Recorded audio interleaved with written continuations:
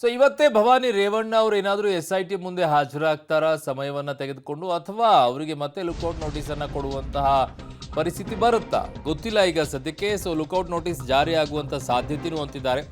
ಇವತ್ತು ಸಂಜೆ ಒಳಗಡೆಗೆ ಭವಾನಿ ವಿರುದ್ಧ ಲುಕೌಟ್ ನೋಟಿಸ್ ಜಾರಿ ಆಗಬಹುದು ಅಂತಿದ್ದಾರೆ. ಅವರು SIT ಮುಂದೆ ಹಾಜರಾಗದೇ ಇದ್ರೆ 3 ಬಾರಿ ನೋಟಿಸ್ ಅನ್ನ ಕೊಟ್ಟರು ಕೂಡ ವಿಚಾರಣೆಗೆ ಭವಾನಿ ಅವರು ಹಾಜರಾಗಿಲ್ಲ. ಸಂಜೆಯೊಳಗೆ ವಿಚಾರಣೆಗೆ ಆಗದಿದ್ರೆ SIT ಲುಕೌಟ್ ನೋಟಿಸ್ ಅನ್ನು ಜಾರಿ ಮಾಡುವಂತ ಸಾಧ್ಯತೆ ಇದೆ. ನಿರೀಕ್ಷಣಾ ಜಾಮೀನು ಕೋರಿ ಹೈಕೋರ್ಟ್ಗೆ ಅರ್ಜಿ ಸಲ್ಲಿಕೆಯನ್ನು ಕೂಡ ಮಾಡಲಿದ್ದಾರೆ. ಸೋಮವಾರ ಅರ್ಜಿ ವಿಚಾರಣೆ ಸಾಧ್ಯತೆ ಇದೆ.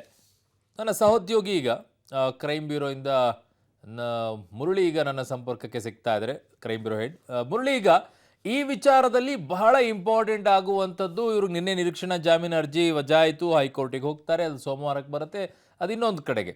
ಬಟ್ ಈಗ ಹಾಜರಾಗದೇ ಇದ್ರೆ ಏನು SIT ಮುಂದೆ ಇರುವಂಥ ಆಪ್ಷನ್ಸು? ಕೇವಲ ಒಂದೇ ಒಂದು ಆಪ್ಷನ್ ಉಳ್ಕೊಂಡಿರುವಂಥದ್ದು, ವಿಚಾರಣೆಗೆ ಸಹಕಾರ ಮಾಡ್ತಾ ಇಲ್ಲ ಅಂತೇಳಿ ಅವರನ್ನು ಬಂಧನಕ್ಕೆ ಒಳಪಡಿಸುವಂಥದ್ದು. ಅರುಣ್, ಏನಂದರೆ ಈಗಾಗಲೇ ಗೊತ್ತಿರುವಂತೆ ಮೇ 8ನೇ ತಾರೀಕು ಅವರು ನಾಪತ್ತೆ ಆಗಿರುವಂಥದ್ದು. 8ನೇ ತಾರೀಕಿನಿಂದ ಬಹಿರಂಗವಾಗಿ ಎಲ್ಲೂ ಕೂಡ ಕಾಣಿಸ್ಕೊಳ್ತಾ ಇಲ್ಲ.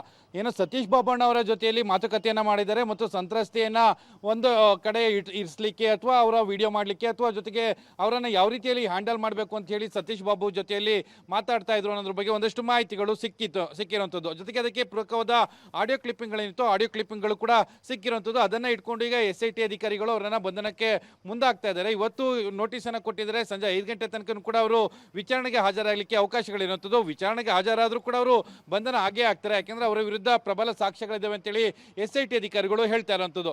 ಆ ಹಿನ್ನೆಲೆಯಲ್ಲಿಯೇ ಈಗ ಮೇ 8ನೇ ತಾರೀಕು, ಇವತ್ತು ಆಲ್ರೆಡಿ ಜೂನ್ 1ನೇ ತಾರೀಕು, ಬರೋಬ್ಬರಿ ಇನ್ನೊಂದು 4-5 ದಿನ ಕಳೆದ್ರೆ ಒಂದು ತಿಂಗಳ ಆಗಿದೆ ಅವರು ನಾಪತ್ತೆಯಾಗಿ. ಆ ಹಿನ್ನೆಲೆಯಲ್ಲಿ ಅವರ ವಿರುದ್ಧ ಲುಕೌಟ್ ನೋಟಿಸ್ ಅನ್ನು ಕೂಡ ಹೊರಡಿಸುವಂತ ಸಾಧ್ಯತೆಗಳು ಹೆಚ್ಚಾಗಿರುವಂಥದ್ದು. ಯಾಕೆಂದ್ರೆ ಪ್ರಜ್ವಲ್ ರೇವಣ್ಣ ವಿರುದ್ಧ ಈಗಾಗಲೇ ಲುಕೌಟ್ ನೋಟಿಸ್ ಅನ್ನು ಹೊರಡಿಸಿದ್ರು, ಮತ್ತೆ HD ರೇವಣ್ಣ ಅವರ ವಿರುದ್ಧ ಕೂಡ ಲುಕೌಟ್ ನೋಟಿಸ್ ಅನ್ನು ಹೊರಡಿಸಿದ್ರು. ಯಾಕಂದ್ರೆ ಕಿಡ್ನಾಪ್ ಪ್ರಕರಣ ಆದ 4-5 ದಿನದ ಬಳಿಕ ಅವ್ರಿಗೆ ಲುಕೌಟ್ ನೋಟಿಸ್ ಅನ್ನು ಕೊಡಲಾಗಿತ್ತು.